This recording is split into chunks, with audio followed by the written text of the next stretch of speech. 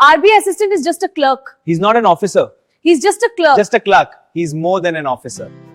दोस्तों, banking industry में एक बहुत बड़ा मिथ है कि आरबीआई असिस्टेंट महज एक क्लर्क की जॉब है।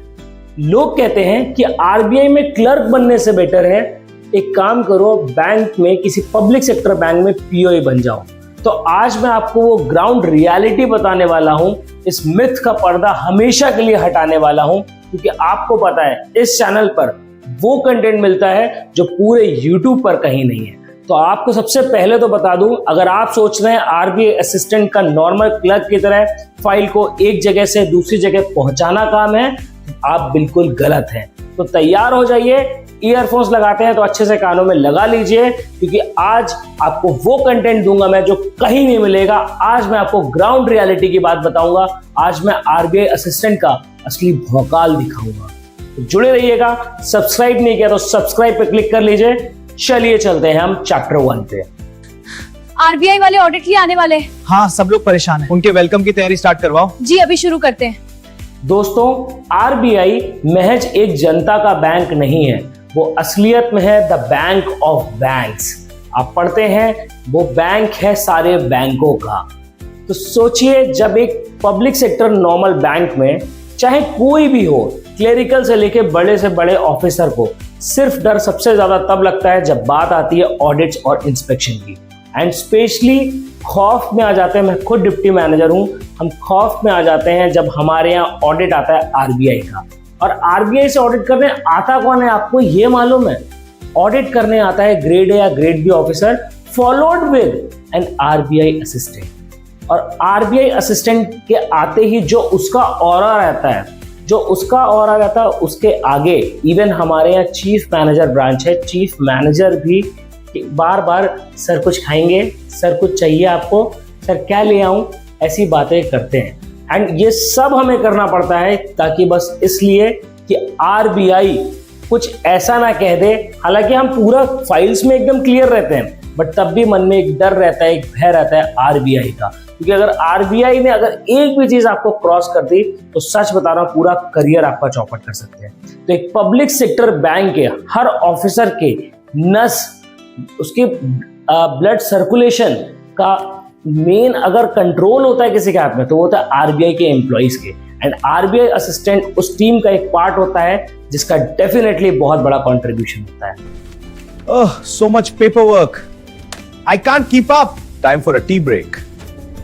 देखिए, मेरी तरह आजकल आम बैंकर्स की लाइफ कैसी हो गई है।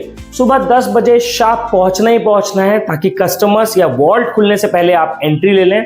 उसके बाद ढेरों टेंशन, किसी की किचकिच, कोई कह रहा है कि सर मेरी पासबुक प्रिंट कर दो, पासबुक प्रिंट कर दी, फिर कह रहा है सर 100 रुपए निकाल दो, 100 रुपए निकाल दिए, फिर कह रहा है फिर पासबुक प्रिंट कर दो, किसी का लोन रिजेक्ट हो गया है, कभी सर्वर इश्यूज हो गए, तो इतना स्ट्रेस हो जाता है। वहीं अगर आप बात करें आरबीआई असिस्टेंट के, तो देखिए बेसिक करेंसी चेस्ट लेवल पे काम या फिर आपका इंटर बैंकिंग थोड़े बहुत काम, वो सब रहता है, जहां पर आप 5:15 बजे आप अपना मेन फोकस लगा रहे होते हो कि जो पिछला पुराना फाइल है सबको समेटने में। सुबह से आप सोच रहे होते हैं यार मुझे म्यूचुअल फंड बेचने हैं, यार मुझे गोल्ड लोन का ये स्कीम है, इसके रिगार्डिंग टारगेट अचीव करना है। वहीं पे आरबीआई असिस्टेंट 5:15 बजे तक आराम से निकलता है ऑफिस से और सीधा अपने घर की तरफ जाता है। घर जाता है, पार्टी करता है, वो आरबीआई असिस्टेंट जाने, क्योंकि उसके पास टाइम है। वीकेंड्स पर जहां पे हम सोच रहे होते हैं कि यार ये गोल्ड लोन नहीं बिका, यार ये पर्सनल लोन का कम रह गया, क्या अपने किसी रिलेटिव से पूछ लूं, ये टारगेट के बोझ की तले हम दब जाते हैं। वहीं आरबीआई असिस्टेंट वीकेंड पर आराम से राजा की तरह चिल करके बैठता है एंड सब कुछ अपनी फैमिली को टाइम देता है, घूमने जाता है, नई जगह एक्सप्लोर करता है।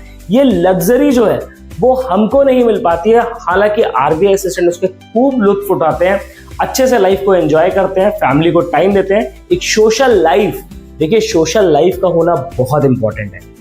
आईबीपीएस या बैंक या किसी भी शेड्यूल कॉमर्शियल किसी भी बैंक की बात करें, आप एनबीएफसी किसी की बात करें, वो जो लग्जरी है ना पीस ऑफ माइंड में, वो पीस ऑफ माइंड की लग्जरी सिर्फ और सिर्फ किसके पास है? वो है आरबीआई असिस्टेंट के पास।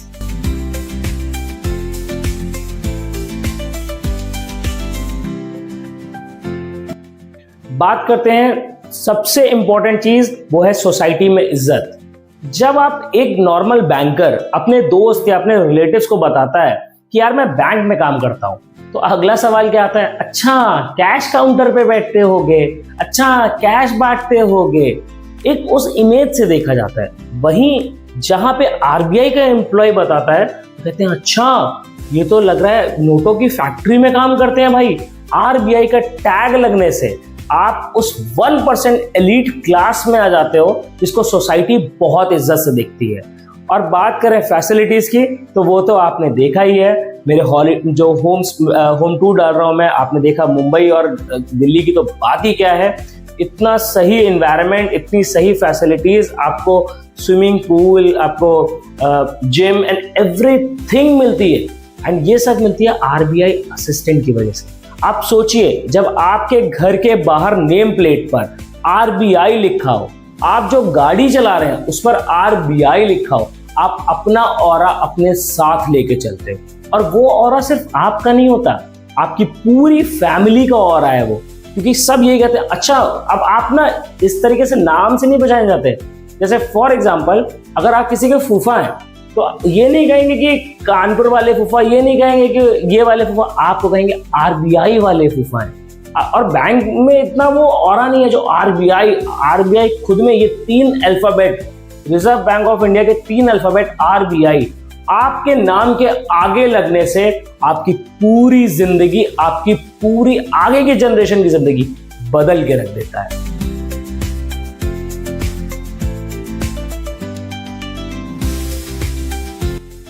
तो दोस्तों, सबसे पहले ये क्लर्क वाली मेंटालिटी से बाहर आओ। ये कोई ऐसी वैसी जॉब नहीं है जो आसानी से मिल जाती है। इस जॉब के लिए अच्छे से अच्छे IT officer, IT engineers, bank officers और काफी इवन सेंट्रल गवर्नमेंट के एम्प्लॉयज अपनी जॉब को छोड़ कर आते हैं कि वो आरबीआई असिस्टेंट बन पाए। एंड ट्रस्ट मी, ये एग्जाम इतना आसान भी नहीं है। आप डेफिनेटली मेहनत कर रहे होंगे। मेहनत के साथ साथ आप ये ध्यान रखिएगा कि आपको रुकना नहीं है।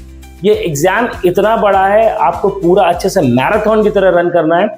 कहीं पे आपको कोई भी हल्की सी से लेकर बड़ी सी बड़ी मुसीबत आए, अगर आप एक स्टार्टर हैं, आप फ्रेशली स्टार्ट कर रहे हैं, तो आपको पता होगा मेरे मेंटरशिप प्रोग्राम के बारे में, जिसमें 299 से स्टार्ट है। मैं एटलीस्ट हाफ एन आवर आपको देता हूं, आपका शेड्यूल बनवाता हूं, आपका टाइम टेबल बनवाता हूं, आपको सोर्सेज पर्सनली गाइड करता हूं। आपने देखा होगा मेरे पिछले वीडियोस में मैंने मेंटरशिप प्रोग्राम की बात करी है। इस वीडियो के नीचे मैं एक लिंक दे दूंगा गूगल फॉर्म का। 299 से स्टार्ट है और ये बहुत ही छोटी वैल्यू है। आप समझिए, आप 1% एलीट क्लास में जुड़ने जा रहे हैं, उसके सामने 299 इज नेक्स्ट टू नथिंग। आप एक बार मेंटरशिप प्रोग्राम लेके देखिए। जो मन में डाउट्स है वो आप एक जगह लिख लीजिए। मैं आपके एक एक डाउट को क्लियर करूंगा, जो ट्रस्ट में कोई यूट्यूबर नहीं कर सकता, क्योंकि मैं खुद एक बैंकर हूं। आपको हर एक बेसिक से बेसिक डिटेल दे सकता हूं, आपको बता सकता हूं कि आप किस टाइम पे कितना, आप किस सब्जेक्ट में बताइए। कुछ लोग क्वांट्स में वीक हैं, कुछ लोग रीजनिंग में वीक है, कुछ लोग को इंग्लिश समझ में नहीं आती। और सबसे बड़ा रोग करंट अफेयर्स। आपको कुछ भी सोर्स या कहीं से भी जानकारी चाहिए कि आपका सिलेक्शन इस बार आरबीआई असिस्टेंट में पक्का हो, क्योंकि देखिए दिन ज्यादा बचे नहीं है, 35 to 40 डेज के अराउंड दिन बचे हैं, पूरा फुल फ्लेजेड लगा देना है। तो इस बार ट्रस्ट करके 299 का नॉर्मल एक मेंटरशिप प्रोग्राम है, आप उसमें जरूर पार्टिसिपेट करें। मैं आपको 1-on-1 आपसे कॉन्वर्सेशन करूंगा एंड आपको एश्योरेंस दूंगा कि आप अगर उस पाथ पे चल गए तो मैं आपको रिटर्न में दे सकता हूं कि आपका सिलेक्शन जरूर होगा। लेकिन बशर्ते जैसा मैं कहूंगा वैसा आपको करना है। तो हर चीज पॉसिबल है, शिद्दत से आपको अटेम्प्ट करना है, पूरा मेहनत करना है। ये मैराथन को हम साथ में दौड़ेंगे और हम जीत के दिखाएंगे।